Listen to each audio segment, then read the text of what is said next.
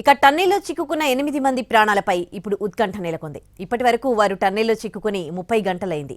ఈ క్రమంలో వారి ప్రాణాల ఆశలు సన్నగిల్లుతున్నాయి. లోపల విద్యుత్ సరఫరా కూడా పూర్తిగా నిలిచిపోయింది. ఓవైపు నీరు బురదతో టన్నెలంతా నిండిపోయింది. ఇక ఆక్సిజన్ స్థాయిలు కూడా చాలా వరకు పడిపోయాయని చెబుతున్నారు. ఈ క్రమంలో లోపలున్న వారి పరిస్థితి ఎలా ఉందనేది తెలియడం లేదు. దీనిపై మరింత సమాచారం మా ప్రతినిధి పాషా అందిస్తారు. టన్నెల్లో నిన్న 8:30 గంటల సమయంలో చిక్కుకున్నటువంటి 8 మంది కార్మికులకు సంబంధించి ప్రాణాలపై ఆశలు సన్నగిల్లుతున్నాయి. ఇప్పటికే రెస్క్యూ బృందాలు 13 కిలోమీటర్ల వరకు లోనికి వెళ్లి అక్కడ ఉన్నటువంటి పరిస్థితిని సమీక్షిస్తున్న నేపథ్యంలో మట్టి, నీరు, ఇసుక, బురదమయంగా ఆ ప్రాంతమంతా ఉంది. ఆ బురద అవతలోనో లేకపోతే బురదలోనో చిక్కుకొని ఉంటారు. మరోపక్క అక్కడ అంధకారంలో ఉంది. అక్కడ విద్యుత్ సరఫరా అనేది పూర్తిగా నిలిచిపోయింది. మరోపక్క ఆక్సిజన్ సరఫరా కూడా అక్కడ లేదు. ఆక్సిజన్ లెవెల్స్ చాలా తక్కువగా ఉన్నాయని చెప్తున్న నేపథ్యంలో ఇప్పుడు అందులో ఉన్నటువంటి 8 మంది ప్రాణాలపై ఆశలు సన్నగిల్లుతున్నాయి. వారు సురక్షితంగా బయటికి వస్తారా లేక చనిపోయి ఉన్నటువంటి పరిస్థితి నెలకొందా అని చెప్పేసి అనుమానాలు వ్యక్తమవుతున్నాయి. మొత్తం మీద వారు సురక్షితంగా రావాలని చెప్పేసి ప్రయత్నాలు చేస్తున్నప్పటికీ కూడా అవి ఎంత మేర సఫలీకృతమవుతాయో చూడాల్సి ఉంది. ఎస్ఎల్బీసీ టన్నెల్లో చిక్కుకున్న 8 మందిని కాపాడేందుకు సింగరేణి రెస్క్యూ టీం సైతం రంగంలోకి దిగింది. 11.6 కిలోమీటర్ల వరకు లోకో ద్వారా వెళ్లామని, ఆ తర్వాత బెల్ట్ పై నడుచుకుంటూ మరో 2 కిలోమీటర్లు వెళ్లినట్టు రెస్క్యూ టీంలోని సభ్యులు చెప్తున్నారు. కానీ అక్కడ మనుషులున్నట్లుగా ఎలాంటి ఆనవాళ్లు కూడా కనిపించలేదని వారు చెప్తున్నారు. మేము ఇక్కడ ఉన్నటువంటి లోకో ద్వారా 11.6 కిలోమీటర్ల వరకు వెళ్ళాము. మరి ఆ తర్వాత ముందటికి వెళ్ళడానికి అవకాశం లేకుండే మరి నిచ్చెనతో బెల్ట్ పైకి ఎక్కి బెల్ట్ను ఉపయోగించి మరి లాస్ట్ వరకు కూడా నడుచుకుంటూ వెళ్ళాము. 13.6 కిలోమీటర్ల వరకు కూడా 2 కిలోమీటర్ల మేరకు నడిచి వెళ్ళాము. మనుషులు బతికి ఉన్నటువంటి ఆనవాళ్ళు మాత్రము మాకు కనిపించలేదు. అయినప్పటికీ మనము ఆశాభావంగా ఉన్నాము. మరి అక్కడ ఏమైనా గాలి పాకెట్స్, ఎయిర్ పాకెట్స్ కనుక్కున్నట్టయితే బతికే అవకాశాలు ఉండొచ్చు. మరి మనము పూర్తిగా ఈ చర్యలు, గాలింపు చర్యలు పూర్తయ్యే వరకు రెస్క్యూ ఆపరేషన్ 30 గంటలుగా కొనసాగుతోందని ఎమ్మెల్యే వంశీకృష్ణ తెలిపారు. అయితే ఆ 8 మంది బతికి ఉండే అవకాశం చాలా తక్కువగా ఉంటుందని చెప్తున్నారు. కానీ వారు బతికే ఉండాలని భగవంతుని కోరుకుంటున్నానంటున్నారు ఆయన. జరిగినటువంటి సంఘటన దురదృష్టకరం. నిన్న మార్నింగ్ నుంచి ఇప్పటి వరకు కూడా గౌరవ మంత్రివర్యులు జూపల్లి కృష్ణారావు గారు, వారితో పాటుగా సంబంధిత మంత్రివర్యులు పెద్దలు ఉత్తమ్ కుమార్ రెడ్డి గారు, మేమందరం కూడా దీన్ని పర్యవేక్షణ చేస్తా ఉన్నాం. వాస్తవంగా జరిగింది ఏమిటంటే సీపేజ్ ఆఫ్ వాటర్, ఎక్కడ టన్నల్ దొవ్వినా కొంత సీపేజీ వాటర్ ఉంటుంది. మొన్నటి వరకు డీవాటరింగ్ బాగా చేసిన తర్వాతనే ఆ టన్నల్ వర్క్ స్టార్ట్ చేయడం జరిగింది. అయితే అక్కడ గ్రౌటింగ్ చేస్తూ ఇక్కడ ఉన్నట్టు మన వెనక ఉన్నట్టు ప్లేట్స్ కూడా బిగిస్తూ ముందరికి పోతూ ఉంటారు టీబీఎం, అంటే టన్నల్ బోర్ మిషన్. సో అనుకోకుండా ఒక దగ్గర చిన్న క్రాక్ లాగా వచ్చి ఈ వాటర్ ప్యాకెట్స్ ఉంటాయి లోపల, ఆ వాటర్ ప్యాకెట్స్ ఒకసారి ఫ్లో లాగా వచ్చింది. దాంతో ఆ మడ్ ఏదైతే మట్టి ఉందో ఆ మడ్ అంతా కూడా కింద పడి ఆ స్లచ్ లాగా ఫామ్ అయింది, అంటే బురదలాగా ఫామ్ అయింది. అక్కడ 50. అసలు ఎస్ఎల్బీసీ టన్నెల్ ఏ విధంగా ఉంటుంది, దీన్ని మా ప్రతినిధి పాషా వివరిస్తారు.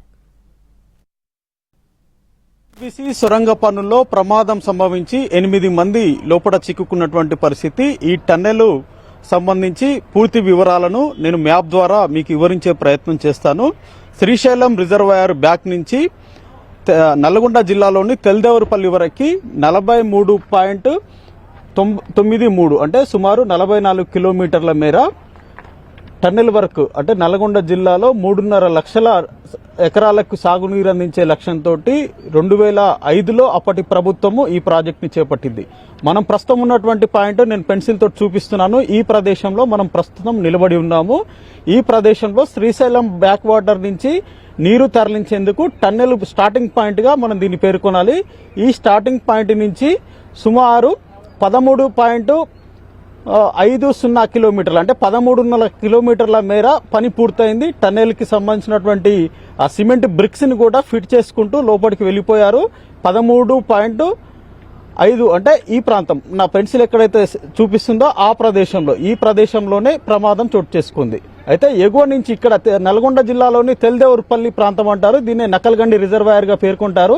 ఈ నక్కలగండి రిజర్వాయర్ కంటే ముందు నుంచి దాదాపు 22 కిలోమీటర్ల మేర దీనికి సంబంధించినటువంటి పనులు పూర్తవుతూ వస్తున్నాయి. ఇటు ఎగువన ఉన్నటువంటి ఈ ప్రాంతంలో భూమి అంతా కూడా శిలలతో కూడుకున్నది కాబట్టి ఆ శిలల్ని తొలుచుకుంటూ టన్నెల్ వరకు చేసుకుంటూ వస్తున్నారు. అక్కడ భూమి కూలిపోవటం కానివ్వండి, నీరు రావటం కానివ్వండి, ఇట్లాంటి డీ వాటరింగ్ సమస్య ఎక్కడ కూడా తలెత్తలేదని చెప్పేసి ప్రధానంగా పేర్కొనవచ్చు. 22 కిలోమీటర్లు అంటే సుమారు నా పెన్సిల్ మార్క్ చేస్తున్నటువంటి ఈ ప్రదేశం వరకు నల్గొండ వైపు నుంచి పనులు పూర్తయ్యాయి. ఇక ఈ మహబూబ్ నగర్ ఉమ్మడి పాలమూరు జిల్లా పరిధి నుంచి ఇక్కడి నుంచి మొదలుకొని దాదాపు 13.5 కిలోమీటర్ల మేర వరకు పనులు పూర్తయ్యాయి. 13.5 నుంచి 14 కిలోమీటర్ ఈ పాయింట్ మార్క్ చేసినటువంటి ఈ పాయింట్ వరకు పనులు చేస్తున్నటువంటి క్రమంలో ఈ ఎగువన రౌండ్ గా ఉంటుంది లోపలికి టన్నెల్. ఈ క్రమంలో ఈ సిమెంట్ బ్రిక్స్ అన్ని కూడా కూలిపోవడం తోటి దాదాపు 3-4 మీటర్ల మేర ఒకటేసారిగా బురద, నీరు, మట్టి కూలిపోయినటువంటి సిచ్యువేషన్ ఇక్కడ జరిగింది. అయితే ఈ ప్రాంతానికి ప్రతిరోజు కూడా ఇక్కడ ప్రత్యేక రైలు మాదిరిగా ట్రాక్ ఏర్పాటు చేసుకుని లోపలికి వెళ్లి కార్మికులు విధులు నిర్వహిస్తారు. ప్రతిరోజు మాదిరిగానే ఉదయం 8 గంటలకి షిఫ్ట్ కి కార్మికులంతా కూడా ఈ ప్రాంతానికి పనిచేయడానికి వెళ్ళినటువంటి సిచ్యువేషన్.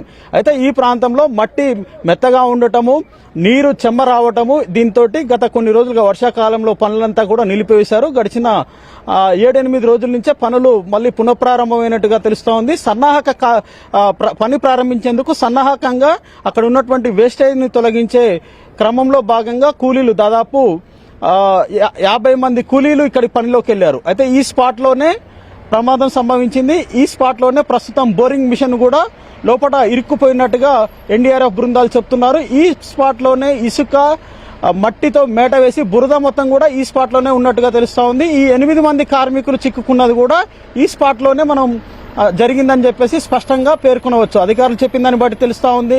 ఇప్పటికే ఎన్డీఆర్ఎఫ్ బృందాలు పోయి వచ్చాయి. ఆ తర్వాత ఇప్పటికే కొంతమంది ఇంజనీర్లు కూడా వెళ్ళొచ్చారు. అంటే ప్రధానంగా ఈ స్పాట్ లోనే ప్రమాదం జరిగింది. అయితే ఇక్కడి నుంచి ఇక్కడి వరకు 13.5 కిలోమీటర్ల మేర డిస్టెన్స్ ఉంటుంది. ఈ డిస్టెన్స్ వరకు వెళ్ళగలుగుతున్నారు, కానీ ఈ డిస్టెన్స్ నుంచి ఈ డిస్టెన్స్ అంటే 1/2 కిలోమీటర్ డిస్టెన్స్ లోకి మాత్రం వెళ్ళలేకపోతున్నారు. అక్కడ నీరు అడ్డుగా రావటము, మట్టి అడ్డుగా ఉండటము, బోరింగ్ మిషన్ అడ్డుగా పడిపోవటం వంటి ఘటనల నేపథ్యంలో ఇక్కడికి వెళ్ళలేకపోతున్నారు. ఇక్కడే ఈ మట్టిలోనే ఈ 8 మంది చిక్కుకున్నట్లుగా మనకి తెలుస్తా ఉంది. ప్రాథమికంగా అందుతున్నటువంటి సమాచారం ప్రకారము ఇక్కడ మనుషులకు సంబంధించినటువంటి ఎలాంటి ఆనవాళ్లు మాత్రం దొరకడం లేదని చెప్పి చెప్తున్నారు. ఇక్కడ మట్టిలో కూరుకుపోయి ఉంటారని చెప్పేసి కూడా చెప్తున్నటువంటి పరిస్థితి. ఏదేమైనా వారందరూ క్షేమంగా తీసుకొస్తామని చెప్తున్నప్పటికీ కూడా వారి క్షేమంపై ఆశలు సన్నగిల్లుతున్నటువంటి పరిస్థితి మనకు కనిపిస్తా ఉంది. వారంతా కూడా క్షేమంగా రావాలని ప్రతి ఒక్కరు కోరుకుంటున్నారు. దాంతోపాటు ఇక్కడికి ప్రభుత్వాలన్నీ కూడా వారిని క్షేమంగా తీసుకొచ్చేందుకు చర్యలు చేపడుతున్నాయి. అయినప్పటికీ కూడా ప్రస్తుతం అక్కడ ప్రతికూల పరిస్థితులు ఉన్న కారణంగా వారిని తీసుకురావడానికి జాప్యం జరుగుతుంది. ఆ ప్రతికూల పరిస్థితులను దాటుకొని ముందుకు పోలేనటువంటి సిచ్యువేషన్ లోపల నెలకొంది కాబట్టి ఇబ్బందులు తలెత్తుతున్నాయి. వారు ప్రాణాలతో తిరిగి వస్తారా లేదా అనే అనుమానాలు కలుగుతున్నాయి. ఇప్పటికే దాదాపు 30 గంటలు గడిచిపోయింది. 30 గంటలుగా వారికి ఆక్సిజన్ సరఫరా కూడా సరిగా లేదు. సరే, తిండి లేకపోయినా 2-3 రోజుల పాటు బతుకుతారు, కానీ ఆక్సిజన్ లేకపోతే బతికే ఛాన్సెస్ తక్కువ ఉంటాయని చెప్పేసి కొంతమంది వైద్యులు కూడా చెప్తున్నారు. సో ఏదేమైనా వారి ఆచూకీ తెలుసుకునేందుకు ఎన్డీఆర్ఎఫ్ బృందాలు శ్రమిస్తున్నటువంటి సిచ్యువేషన్ మనకి ఎస్ఎల్బీసీ టన్నెల్ వద్ద కనిపిస్తా ఉంది.